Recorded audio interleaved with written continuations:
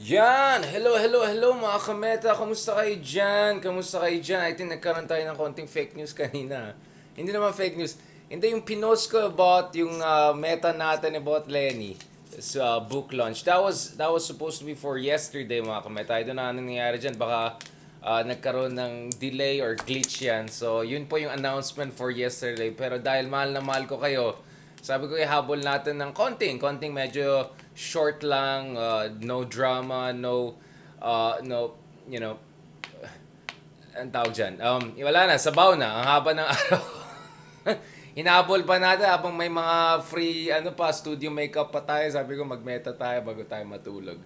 Yun na mga kameta, I wanted to say actually pomp and pageantry, no? Despite, no pomp and pageantry, no graphics, and I'm just gonna throw some ideas there. Anyway, of course, kahapon mga kameta, pinag-usapan natin, kagabi, no? Pinag-usapan natin itong bagong libro ni Ma'am Lenny Robredo. I still have to get a copy of this, mga kameta. Boom! Ayan, first daw si Treble. Kailangan natin gumawa ng copy, so wala pa tayong copy. So I cannot talk about its laman. Mamaya natin pag-usapan yung laman niya once we get a copy of that. Hello din kay Demian R. joining us from Canada. Thank you very much sa mga kameta. Gabing-gabi na dito sa Pilipinas pero humabol pa rin tayo. So, shoutout doon sa mga kameta natin joining us from all across the world. No, actually, bago pa ako matulog, kailangan ko pa ihabol isa pang article. At ito yung ukol dun sa ASEAN. Kakatapos yung ASEAN Meeting, Association of Southeast Asian Meetings yan sa Jakarta, Indonesia. Kaninang hapon lang mga kameta dito sa Manila, Jakarta time. That was quite an important meeting because dun nakita natin na mga kameta yung ating Pangulo, in fairness to Marcos Jr., not only did he assert yung West Philippine Sea issue as an important regional concern. But the other thing he did, mga kameta, was also to call on the ASEAN region to have more cohesive and decisive response dun sa mga iba't ibang problema sa ating rehiyon. As you know, mga kameta, of course, the ASEAN Association of Southeast Asian Nations is dealing with a lot of problems, a lot of crises, mga kameta. Kasama dyan yung, of course, yung situation sa Myanmar na lalong lumalala. Wala pa rin consensus. Obviously, hindi ka magkaroon ng consensus because obviously yung gobyerno dyan sa not only in Myanmar pero dyan sa Thailand na junta government din hindi papayag dun sa decisive actions against the Myanmar government because there calls mga kameta for even expulsion of Myanmar from the ASEAN region. There was no agreement on that, but President Jokowi and Prime Minister Anwar made very strong statements about the lack of decisive action on that and the need for doing something important on that front. Nagkaroon din ng consensus at least dun sa uh, pangangailangan or at least some sort of blueprint for East Timor to be part of the Association of Southeast Asian Nations. So there's at least something on that front, mga kameta. Now, this is important because, as you may know, East Timor used to be part of Indonesia. At least Indonesia claimed that East Timor was part of them. Obviously, it was part of the Portuguese colony, and then once Portugal left Indonesia, the war of colonization there. So for Indonesia to welcome membership of East Timor, it's a big thing. Although we know that Singapore and a number of other countries in the region are not very keen on that, for the same reasons that there were worries that once Cambodia, Laos, and those countries get in, it might give undue influence to countries like China, which are big investors in this country, in these countries. No, I don't know. I don't buy that kind of argument. I think that's a flimsy, elitist argument. I think East Timor is a vibrant democracy that has to be supported, and personally, I am for their membership. Now, nevertheless, I think what's interesting here is yung nakita natin na more emphasis by the Marcos administration for us to be more proactive dyan sa ASEAN and for ASEAN to be more proactive in dealing with dun sa iba't ibang problema. Hindi lang yung nasa Myanmar, of course this is a major issue, pero also yung issue sa West Philippine Sea or South China Sea disputes. The last time mga kameta, we had the Filipino president who was pushing for more ASEAN action, ASEAN response, ASEAN effectiveness pagdating sa West Philippine Sea and South China Sea disputes. That was President Aquino. So in a very surreal turn of events, mga kameta, we see Marcos Jr. more acting like Aquino in terms of foreign policy rather than President Duterte. And that tells you about the arc of history that tells you about the importance of what President Aquino, the late President Aquino, was fighting for. So much so that Marcos Jr. himself is continuing that legacy for pushing for more decisive action by ASEAN in the West Philippine Sea. Kanina lang meron din kaming conversation with a good friend of mine, among others, good friend of mine, Jay Batumbakal, Dr. Batumbakal from UP Law. Please watch, of course, yung interview and discussions din namin with more and more guests dun sa show natin. No. Now, one of the interesting discussions I've had is with attorney Jay Batumbakal, Dr. Jay Batumbakal, whose PhD is really on maritime international law. The interesting thing is, Aquino's assertiveness of West Philippine Sea kind of echoed Marcos Sr.'s assertiveness on the West Philippines in the 1970s. We're not talking about democracy, human rights, economics issues domestically. We're talking about foreign policy. And in a way, Marcos Jr. is continuing both his father's legacy and Aquino's legacy by taking a stronger stance dyan sa West Philippine Sea issue and for legally binding code of conduct dyan sa West Philippines. So this is a very fascinating turn of events. And it's in many ways reasonable because it's a reflection of what the Philippines needs. It's a reflection of what the ASEAN should do. And to be honest, mga kameta, I'm a personally a big fan of ASEAN in a sense that ASEAN is the most successful regional integration experience outside the West, whether North America or Western Europe. I think it's far better than what they have in GCC, Gulf Cooperation Council. I mean, those countries at some point were complete at each other's. We're at loggerheads. Qatar faced, airspace ban from a number of countries in the Gulf region. At some point, if you were Qatar Airways a few years ago, you cannot pass through United Arab Emirates, Bahrain, and Saudi Arabia. So you have to go upwards through Iran, Russia, and then through Europe and the US. I mean, I remember that very well because I used to take that route a lot, going to the United States, passing through Qatar. So GCC, huge problems among themselves. Maybe ECOWA and Mercosur from Western Africa to Latin America kind of come close to ASEAN. But by far, ASEAN is considered as the most successful regional integration experience outside the West or in the post-colonial region. Far better than SARC. There's nothing like ASEAN in Northeast Asia. Kaya may ASEAN plus 3 na South Korea, Japan, China because those three countries are at loggerheads all the time. So ASEAN has achieved a lot. And remember, ASEAN came from a very problematic base.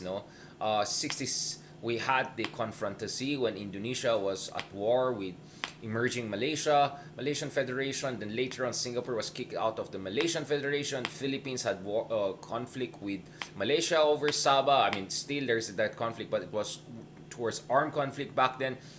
So, ang gulo ng ASEAN noong time na yan, not to mention there was the Indo-China Wars. At some point, Vietnam invades Cambodia to kick out the pro-China Pol Pot regime, and then ASEAN under Lee Kuan Yew, I think Mahathir also, no, wala pa si Mahathir nun, deputy pa yata siya.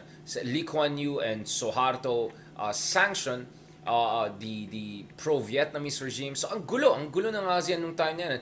And remember, half of the ASEAN members today became members just after the end of Cold War. So it's a very young regional body. It's a regional body that has a lot of scars from the Indo-China Wars, from the Vietnam War, from the confrontacy era. There's still the Sabah conflict. There are maritime disputes between Indonesia and Malaysia.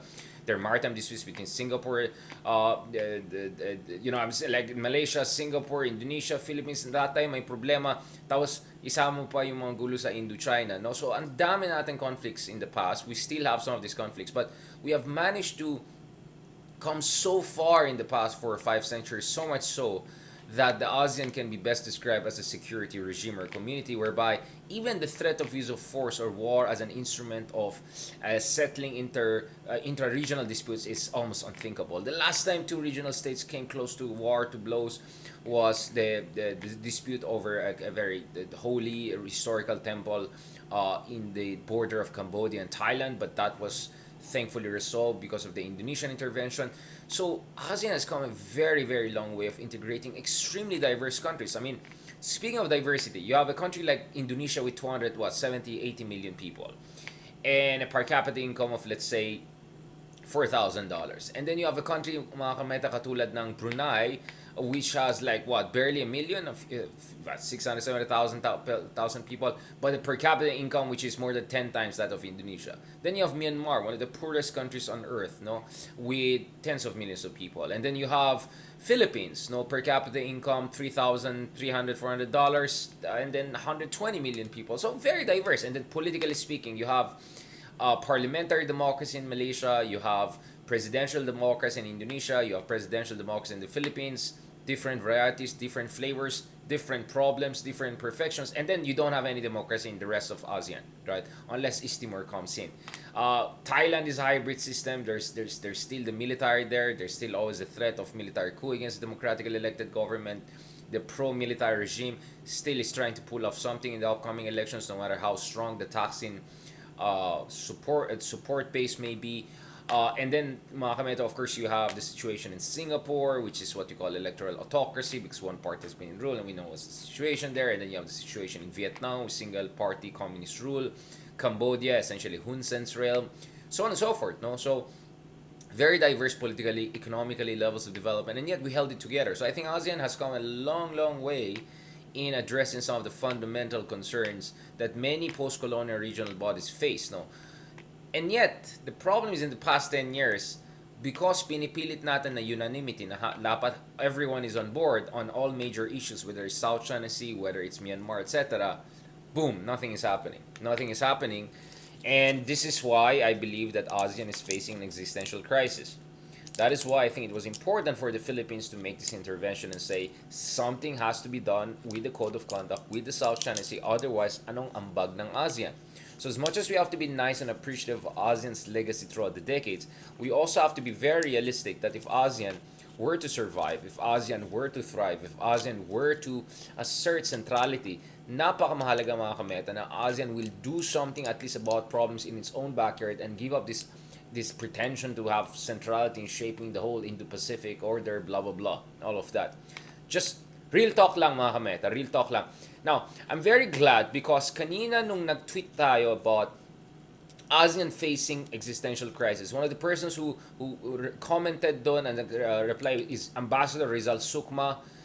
The fact na marami mga Rizal sa Malaysia and Indonesia tells how great Rizal was and how he was seen as a Malayan post-colonial leader. But si Ambassador Rizal Sukma was, I think, former ambassador to Britain of Indonesia, and he's one of the top think tankers and influential figures in Indonesia.